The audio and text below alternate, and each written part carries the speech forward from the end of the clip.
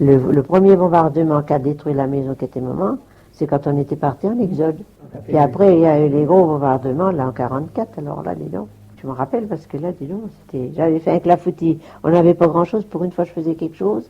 J'avais un petit fourneau à charbon de bois. J'avais mis sur l'évier. Puis j'avais mis un clafoutis en route. Et puis d'un seul coup, on entendait des brum, brum. On les avait vus venir, ces avions, mais on ne savait pas que ça allait bombarder. Oh, dis donc, ça tombait. Alors, je suis couru dans la rue du Canal, vers Marthe.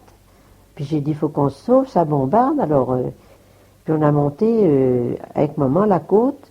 Puis on a été au-dessus de chez Sommier, on s'est mis là, dans une tranchée qui avait été prévue. Et puis, on était peut-être une quinzaine là-dedans. Ça bardait, ça tombait de tous les côtés, dis donc, hein, ça y allait. Mais au bout d'un moment, Marthe a dit, il faut qu'on se sauve. Elle dit, parce que ça continue, on va s'en aller, on va essayer de se sauver ailleurs. Puis elle dit, Henri, allez, tu te lèves, allez, hop. Il dit, je peux plus, je peux pas. Il dit, je peux pas me lever, il dit, j'ai la jambe cassée. Puis il essayait de se mettre debout, mais je pense que c'était même pour un peu y couper la jambe. Une bombe qui avait tombé juste sur le jardin du fleuriste, et puis ça, les éclats étaient venus dans la tranchée où qu'on était. Et il y avait lui qui était blessé. On était drôlement blessés, alors comment qu'on a fait? On a dit, bon, tout le monde se sauvait, on n'était plus que toutes les deux. Alors on a été dans les maisons, puis on a fouillé partout, puis on a trouvé une brouette. On l'a installée sur une brouette en mettant la jambe un peu qui pendait pas parce qu'elle était presque coupée, hein, la jambe. Et puis on l'a descendue à la maternité comme ça, parce que c'était le secours là qui était à la maternité. Puis on mit une attelle, puis ils l'embarquent à Joigny, puis après on a été évacué à Lose. On s'en allait à Lose puisque ça bombardait. On ne pouvait plus rester là. Et puis à Lose, on était logé dans une vieille cabane, c'est pareil, c'était vieux. Et puis on avait tout nettoyé un peu, mais tout va bien, pas avec pas grand-chose.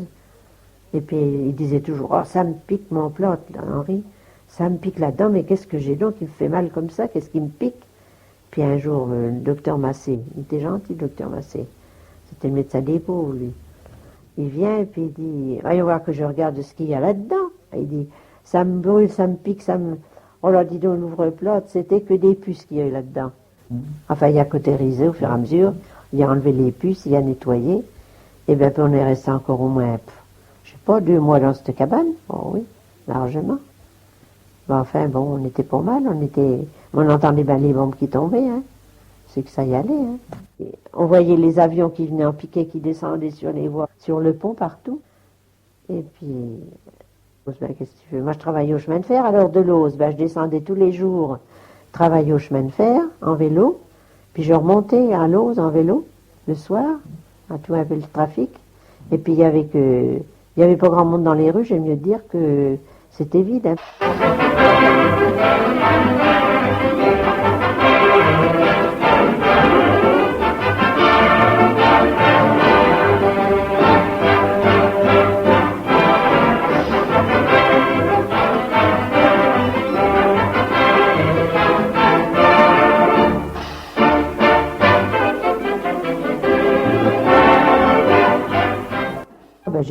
J'étais au chemin de fer quand on a appris la fin de la guerre. Ben là, on l'a fêté comme il faut. On avait touché du vin. Moi, je touchais du vin au chemin de fer. Mais je ne le buvais pas, alors j'en avais une réserve. Alors, j'ai invité tous les gars qui travaillaient avec moi, les femmes. Puis on a bu ça chez nous dans la petite maison du canal, c'était pas grand. Alors, on a bu le canon là-dedans. Alors, j'en avais un dégoût du vin. Ça sentait le vin partout, ça puait. Et puis, ils ont dit, ben, on va retourner à Cheny, on va aller faire la fête à Cheny. Puis, Mazé, il avait une remorque. Il a monté la mère Lamy dans la remorque. La mère Lamy faisait peut-être 100 kilos aussi. Alors, on a tous monté plus ou moins en vélo, en remorque, tout ça. Puis on a été à Cheny. Puis on a revu là-bas. Et puis le soir, ils ont fait bal, on a dansé jusqu'à je ne sais pas quelle heure.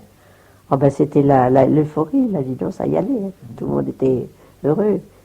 On a défilé dans les rues avec les drapeaux, le blanc-rouge, tout va bien.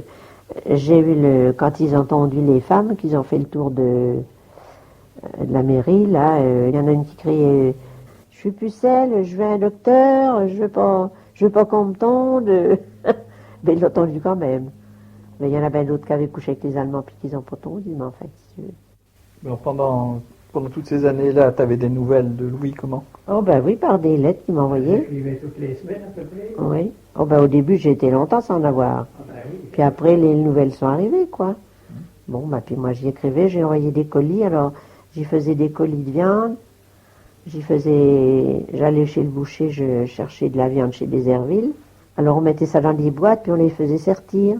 Chez Dijon, un gars qui faisait que ça, un cacaillé. Et puis, ce jour-là, je dis, tiens, je vais aller chercher de la viande pour faire une boîte, des boîtes.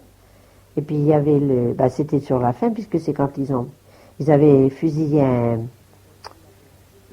un collabo, les résistants. Et puis il y avait de la neige ce jour-là, c'était en hiver. Moi j'étais en vélo. Et puis je dis, je vais aller chercher ma viande, me la partie sur la roche, puisque c'est à la roche. Et puis j'arrive, je dis, là un convoi devant moi, quoi, donc c'est que ça. Puis moi je voulais pas descendre de vélo, je dis, ils me font suer, après tout, top, allez. Alors j'ai coupé au travers d'eux. Ils ont rien dit les derniers. Mais quand je suis arrivée au cortège où il y avait des gerbes, j'ai voulu passer, mais dis donc, raoust, un coup dans la neige, je suis tombée avec le vélo. Oh, j'avais pas la trouille, hein. Je suis remontée sur le vélo, mais je demandais pas mon reste. Et quand je suis arrivée chez le boucher dit, eh ben, Lulu, t'as pas peur, t'es toute seule dans les rues, tu vois pas ce qui se passe? Ben oui, il y avait des mitrailleuses partout sur tous les toits, tu penses que c'était gardé partout. Et puis, les volets étaient tout fermés partout. Alors, il me dit, oui, c'est l'enterrement à Hoffmann. J'ai pris ma viande après, puis je demandais pour mon reste pour m'en aller. Je vais me dire que... j'avais 20 ans à l'époque, quand tu avais 22 ans. Je me rendais même pas compte de ce qui pouvait m'arriver.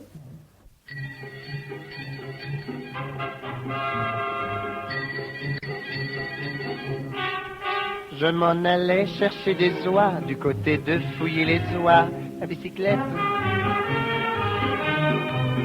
Soudain qui vois-je devant moi une belle fille au frais minois, à bicyclette. En arrivant à sa hauteur, lui fais un sourire enchanteur, à bicyclette. Elle rit aussi, on parle alors, et elle me dit dans nos transports, à bicyclette. Alors comment vous avez appris le retour des prisonniers? Oh je sais ça, par radio. J'avais un petit poste radio tout petit, j'avais acheté avant la guerre. Au début de mai, ça arrivait les prisonniers. Et puis les trains ils passaient souvent, alors moi j'allais voir à tous les trains, mais il n'était jamais. Puis à beaucoup, ça y est, il était revenu. J'étais pas à ce train là, justement, ce jour-là.